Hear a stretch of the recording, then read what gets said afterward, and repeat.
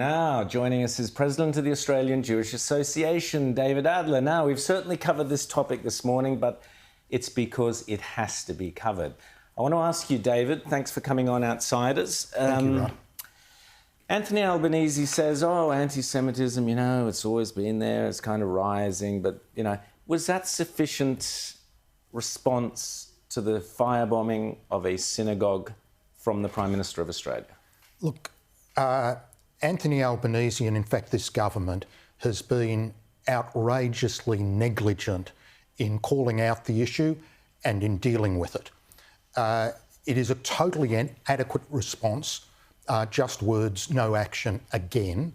And he's also said, you might recall, there is no room for anti-Semitism in Australia. And indeed, this government has created a lot of room for anti-Semitism.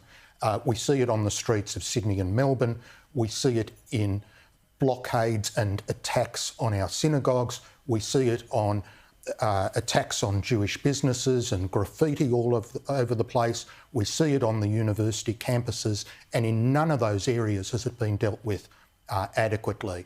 So there has been a shift in the feeling within the Jewish community. You got a sense of that during your program today.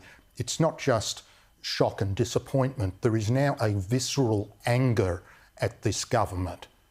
And I hope that all reasonable Australians will find that what's happened with the crisis of anti-Semitism, and it's not just attacking Jews, it's also attacking Christian events, the Maya shop windows, the carols by candlelight last year, the attack on Bishop Mari Emanuel. This is destroying Australian society. It is compromising our security. We are very angry about it. I want to specifically ask you, because I think a lot of people go, United Nations, what's happening there? Yeah, Australia votes or abstains or whatever. Just explain the Penny Wong actions, specifically regarding the two United Nations resolutions that Australia would never have voted for in the past. Albanese said that nothing would change from previous administrations.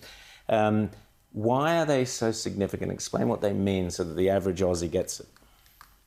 Well, what's happening here is a radical shift in Australia's foreign policy away from an ally, away from the only country in the Middle East that shares values similar to Australia, freedom of religion, human rights, etc., and supporting, in effect, those that are aligned with terrorist organisations. It is part of a program of the delegitimisation of Israel, and Jewish identity and the land of Israel are inseparable. There are some people who try to separate it, including, to their great disgrace, some left-wing Jews, but there are certain aspects of the practice of Judaism which can only be done in the land of Israel. There is a major part of the Jewish mission, which is to do things in the Holy Land. It was divinely provided. And people like Penny Wong are undermining the value system, they're undermining the State of Israel, they're undermining, therefore, Jewish identity and helping to make Jews in Australia a legitimate target. Rita. You can't see this trend shifting very quickly, though, because, like you've said, this didn't just happen in recent days. There's a whole demographic shift that's happened. There's an ideological shift. We've had decades of indoctrination at schools that's added to this phenomenon. So what do you see as the fight back? Where does that start in any meaningful way? Well, a number of members of the Jewish community have already made plans to leave Australia. I don't share that point of pessimism. And, I know people that have bought property overseas and that have made plans which are now not reversible. But I said there are two events which might have a chance of creating the turnaround. The first event, of course, was the US presidential election. And some of the policies articulated by President Trump and his appointees are fantastic. They have a chance of turning things round if they can implement those policies. And we're actually hoping there'll be some flow through to Australia. And while we're not an overtly political organisation, we are calling out this Labor government as the most hostile that has ever existed in Australia, not just to Israel, but to the interests of the Jewish community. And some internal polls have shown a massive shift in political sentiment in the Jewish community.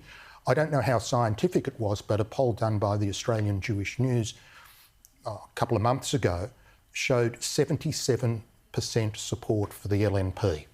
Well, Alex, I think it's probably higher.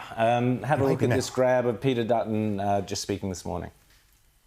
This is an act of terrorism, pure and simple, and I think the Prime Minister's deliberate decision to seek political advantage over the course of the last 12 months on this issue and play to a domestic audience of Green voters, I think has been deplorable and one of the worst things I've ever seen in public life. Prime Minister took a deliberate decision 13 months ago to play down the level of anti-Semitism in the community, and the government's policies right up to this very day have made it less safe for people of Jewish faith in our country.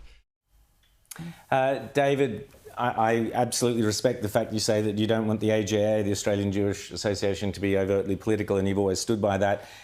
Sometimes you can't help it. But speaking from my point of view, and I know Rita's point of view, we've spoken at various Jewish events over the past few years where I certainly have repeatedly said that the Jewish community needs Donald Trump and needs a coalition government in this country. That without those two factors, there are risks. I was laughed and poo-pooed frequently for making those comments, but I still made them.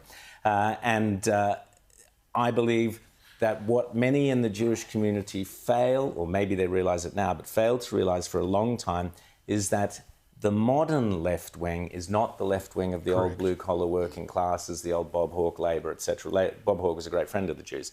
That the reality is that modern left-wing thinking is antipathetic towards Israel, full stop. So that's it. It's embedded in modern left-wing thinking.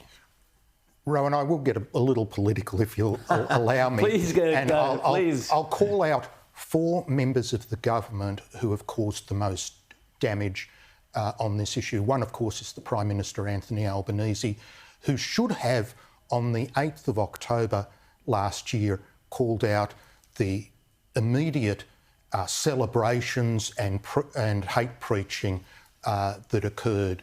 On the 9th of October, when we had those disgraceful anti-Semitic riots in front of the Opera House, we should have had him insisting on the enforcement of law.